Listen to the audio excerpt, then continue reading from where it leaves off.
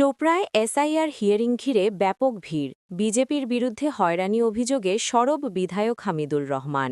ঠান্ডা আর ঘন কুয়াশাকে উপেক্ষা করেই সোমবার সকাল থেকে চোপড়া বিডিও অফিসের সামনে উপচে পড়া ভিড়ও লক্ষ্য করা গেল।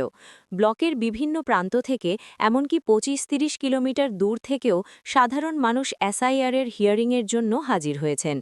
দূর দূরান্ত থেকে আসা এই সাধারণ মানুষের সুবিধার্থে বিডিও অফিসের ঠিক পাশেই একটি সহায়তা কেন্দ্র খুলেছে তৃণমূল কংগ্রেস।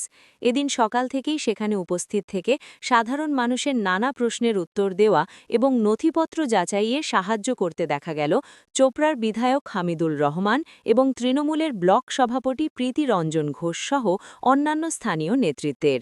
বিধায়ক হামিদুর রহমান বলেন, বিজেপি চক্রান্ত করে সাধারণ মানুষকে এই হাড় কাঁপানো শীতের মধ্যে এসআইআরের নামে হয়রানি করছে। যাদের নাম ভোটার তালিকায় দীর্ঘ সময় ধরে রয়েছে তাদেরও এই ঠান্ডার মধ্যে এখানে আসতে বাধ্য করা হচ্ছে। বিহারে কারচুপি করে ক্ষমতায় আসা বিজেপি ভেবেছে বাংলাতেও একই খেলা খেলবে, কিন্তু বাংলার মানুষ অনেক বেশি সচেতন। বলেছে যে এটা নিয়ে তো আপনারাও জানেন, আমরা সবাই জানেন, ভারতবর্ষে এসআইআর নিয়ে বিজেপি যেটা চক্রান্ত করছে, লোকদেরকে যা হ্যারাসমেন্ট করছে, ইলেকশন কমিশনার এগুলো যা হ্যারাসমেন্ট করছে, শুধু হয়রানি। এই শীতের মধ্যে 60 বছরের, 40 বছরের, 50 বছরের বুড়া বুড়িগুলো যা 95 ভোট দিয়েছে, 95 যখন নতুন ভোটার হয়, এপিক হয়, তখন ওই এপিক দিয়ে ভোট দিয়েছে, তখন ভোটার লিস্টে নাম উঠেছে, তখনকার এপিক আছে। আজকে সেই লোককে এখানটায় এই শীতের মধ্যে, এই ঠান্ডার মধ্যে এই বুড়ি লোকটাকে আসতে হয়েছে। তো এটা তো অ্যাকচুয়ালি হ্যারাসমেন্ট করছে। ওরা চাইছিল বিহারে যা কারচুপি করে ওরা ক্ষমতায় এসছে, ওরা ভাবছে যে পশ্চিমবাংলাও ওই খেল খেলে আবার এখানটায় আসবো।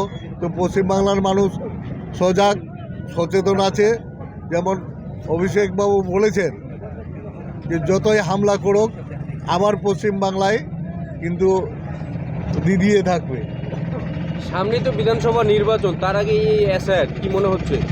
এটা তো চক্রান্ত ছাড়া আর কি। এতদিন ধরে এসআইআর করলো না, ইলেকশনের টাইমে এই তাড়াহুড়া করে তোরে কিছু নাম বার্তা দিয়ে ওরা ইলেকশনটা ডিক্লেয়ার দেওয়ার চেষ্টা করছে ফেব্রুয়ারির লাস্টের দিকে।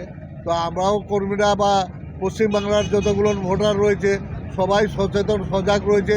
যতই ও হামলা করুক, যতই ও সন্ত্রাস করুক, তার জবাব দিবে 26শে বিধানসভার টাইমে। সকাল থেকে আপনাকে বিডিও অফিসের সামনে সহায়তা কেন্দ্রে দেখা যাচ্ছে।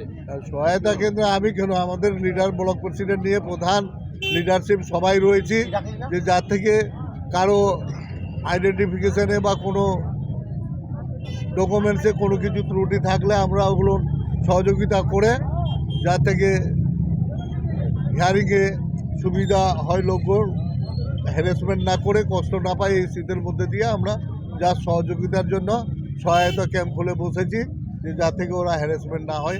কোনো ডকুমেন্ট ভুল থাকলে আমরা হেল্প করে ওদেরকে ঠিক করে দিই।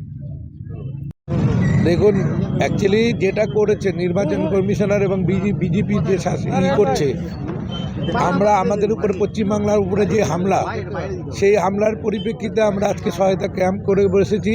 এখানটায় দেখলেন যে 95 টিএন সেশনের দেওয়া যে ভোটার কার্ড, আইডেন্টিটি কার্ড, তার নামও আজকে ভোটার লিস্ট থেকে বাদ হয়েছে। সেই পরিপ্রেক্ষিতে আমরা মানুষের সহযোগিতা করছি, কোনো রকম ভুল নেই। তাকে হ্যারাসমেন্ট করছে সাধারণ লোককে আজকে এই শীতের মধ্যে, এই প্রখর শীতের মধ্যে, যেখানে আজকে 14 ডিগ্রি সেলসিয়াস চোপড়াতে, তার মধ্যে মানুষ দেখছেন বয়স্ক মানুষ, একজন 80 বছর, প্রায় 60-65 বছরের বয়স্ক মহিলাদের যে হ্যারাসমেন্ট করছে, সেটার পরিপ্রেক্ষিতে মাননীয় অভিষেক বন্দ্যোপাধ্যায়জি কালকে নির্দেশিকা, আজকে হিয়ারিং চলছে চোপড়া ব্লকে।